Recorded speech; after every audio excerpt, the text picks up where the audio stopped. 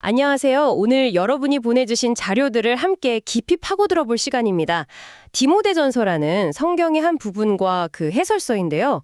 이걸 읽다 보니 문득 이런 질문이 딱 떠오르더라고요. 내 인생이라는 여행 가방에는 지금 뭐가 들어있을까? 이 자료가 바로 그 질문에 대한 아주 흥미로운 답변을 제시하는 것 같습니다. 진정한 삶은 무엇인지, 그리고 우리가 가진 것들은 그 삶과 어떤 관계가 있는지 말이죠. 아, 정말 좋은 시작점이네요. 그 여행 가방 비유가 자료의 핵심을 정확히 꿰뚫고 있어요. 그렇죠. 네. 처음 유럽 여행 가는 사람이 불안해서 온갖 걸 다 챙겨 놓잖아요. 뭐 드라이기, 여분의 신발, 심지어는 고추장까지. 맞아요, 맞아요. 하지만 막상 그 울퉁불퉁한 돌바닥길에서 20kg짜리 캐리어를 끌어보면 바로 깨닫게 되죠. 아, 이게 다 짐이구나. 이 자료는 우리 인생이 바로 그 여행과 같다고 말하면서 너무 많은 것을 소유하려는 욕망이 어떻게 우리를 지치게 만드는지 그걸 정면으로 이야기하고 있습니다. 맞아요.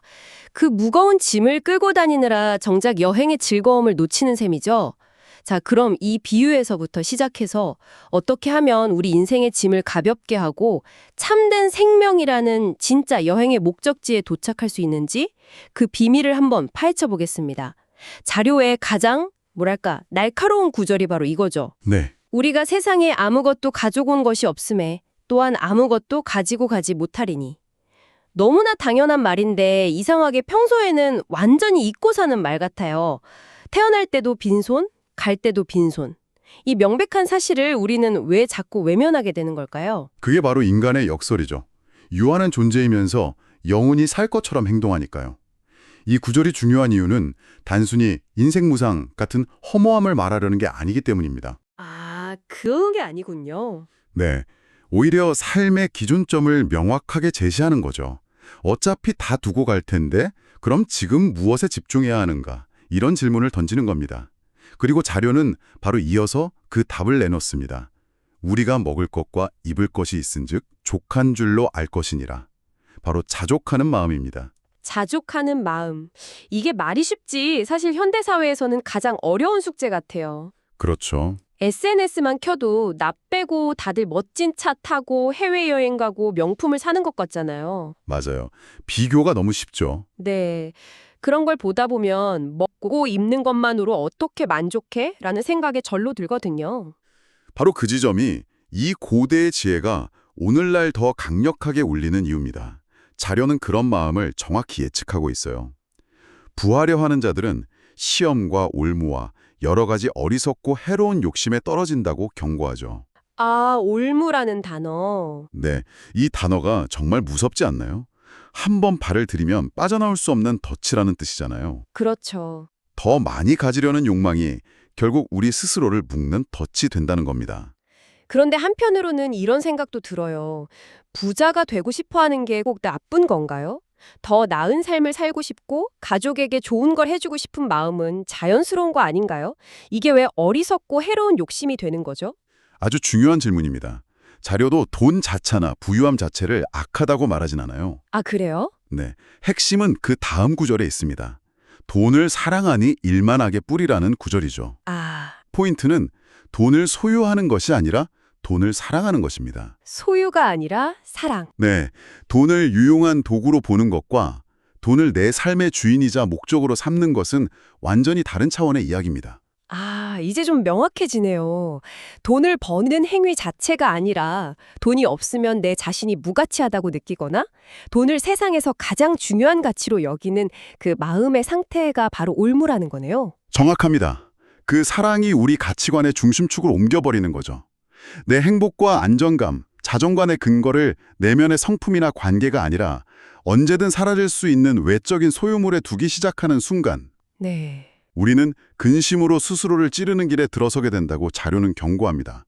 마치 모래 위에 집을 짓는 것과 같아요.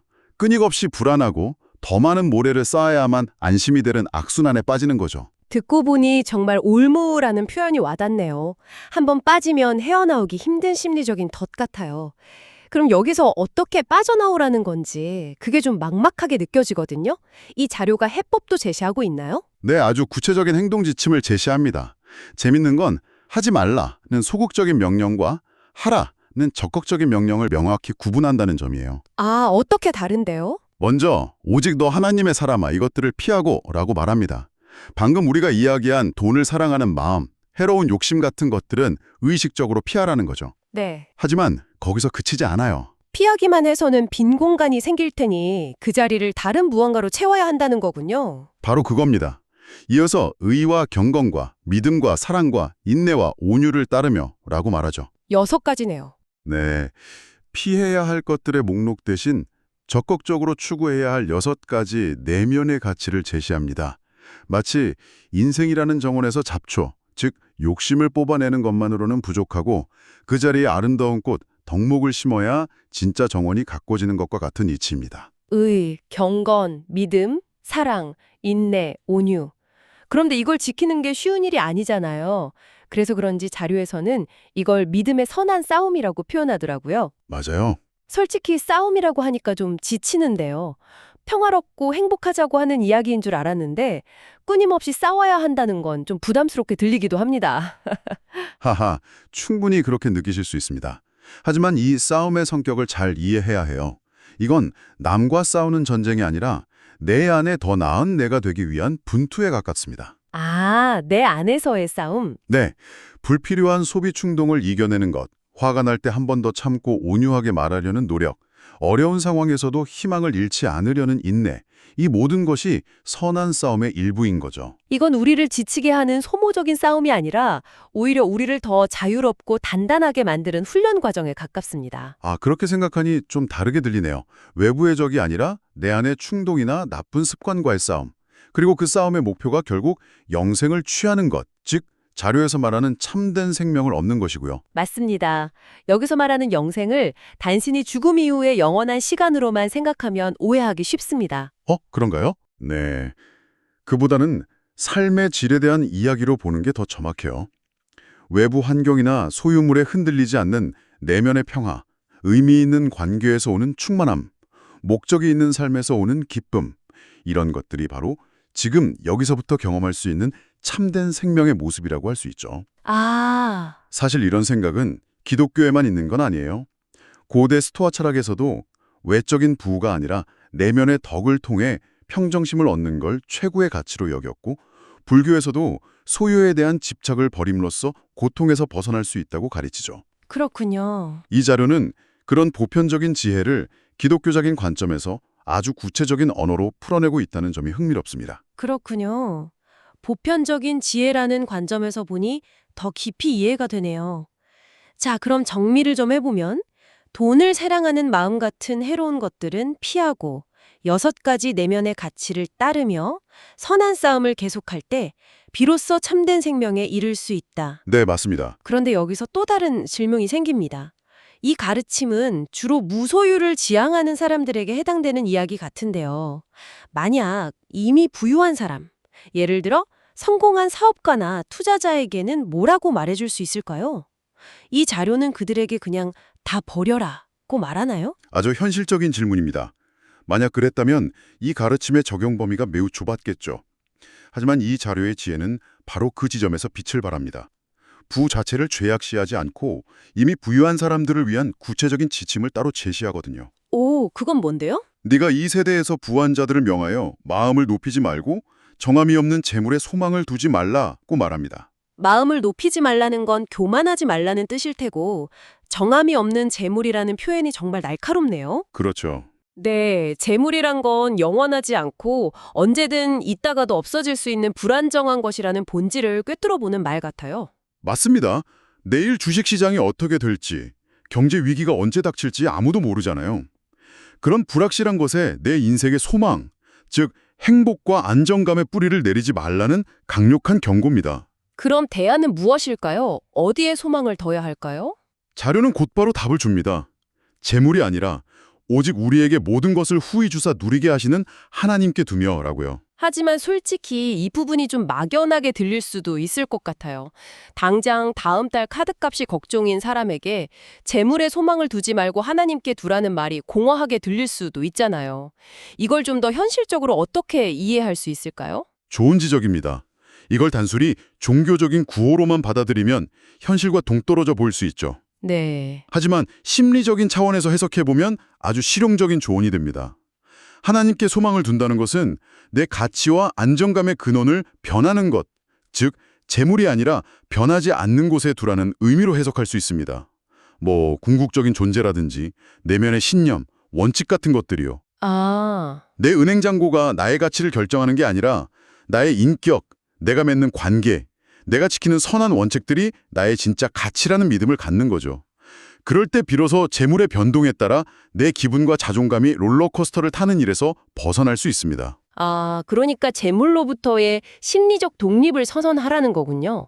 재물을 사용하되 거기에 종속되지는 말라는 뜻으로요. 바로 그거죠. 그럼 그렇게 심리적 독립을 이룬 부자는 그 재물을 가지고 구체적으로 뭘 해야 할까요? 그게 바로 마지막 핵심입니다. 자료는 부의 올바른 사용법을 알려줍니다. 선을 행하고 선한 사업을 많이 하고 나누어 주기를 좋아하며 너그러운 자가 되게 하라. 사용법. 네.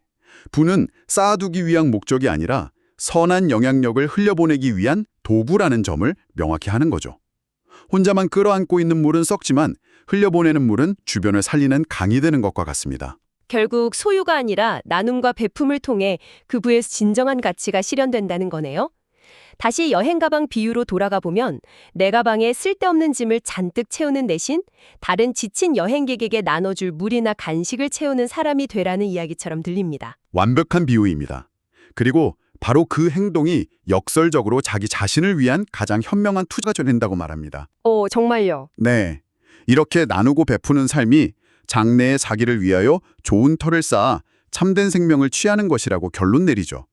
여기서 좋은 터를 쌓는다는 건 불안정한 재물이라는 모래 위에 집을 짓는 대신 나눔과 선행이라는 단단한 반석 위에 자신의 미래와 영원한 가치를 세우는 행위를 의미합니다. 정말 놀랍네요. 결국 인생이라는 여행에서 우리가 죽음을 넘어 가져갈 수 있는 유일한 짐은 우리가 세상에 남기고 간 선한 영향력, 그렇죠. 즉 나눔과 너그러움으로 쌓아 올린 좋은 터라는 거군요. 이것이야말로 자료에서 말하는 최고의 여행 팁이자 참된 생명에 이르는 비밀 지도였네요. 맞습니다. 그래서 자료는 마지막에 설명을 멈추고 우리 모두에게 직접 질문을 던지는 것으로 끝을 맺습니다. 어떤 질문이죠? 영혼을 향한 여정에 어떻게 짐을 가볍게 할 수 있을까요? 천국에 어떤 보물을 쌓아둘 수 있을까요? 이건 단순히 지식을 전달하는 것을 넘어 지금 당장 당신의 삶을 돌아보고 선택하라고 촉구하는 강력한 질문인 셈이죠. 오늘 보내주신 자료 덕분에 소유와 존재의 의미에 대해 정말 깊이 생각해 볼 수 있었습니다. 무거운 여행 가방이 여행의 질을 떨어뜨리듯 과도한 소유욕이 우리 삶의 질을 어떻게 갉아먹는지 다시 한번 깨닫게 되네요. 우리가 매일 내리는 크고 작은 선택들이 사실은 인생이라는 여행 가방에 무언가를 채워놓거나 혹은 비워내는 행위와 같습니다. 이 자료는 그 가방에 무엇을 채우고 무엇을 덜어내야 할지에 대한 아주 명확하고 시대를 초월한 가이드라인을 제시해주고 있습니다. 오늘 이 대화가 끝나고 한번 조용히 생각해 보시면 좋겠습니다. 만약 여러분의 인생이 하나의 이야기책이라고 가정한다면 그 책의 마지막 장이 덮였을 때 사람들은 그 주인공이 무엇을 얼마나 많이 가졌는지를 기억할까요? 아니면 그가 세상에 무엇을 남겼는지를 기억할까요? 지금 여러분은 여러분의 이야기에서 어떤 문장을 써내려가고 계신가요?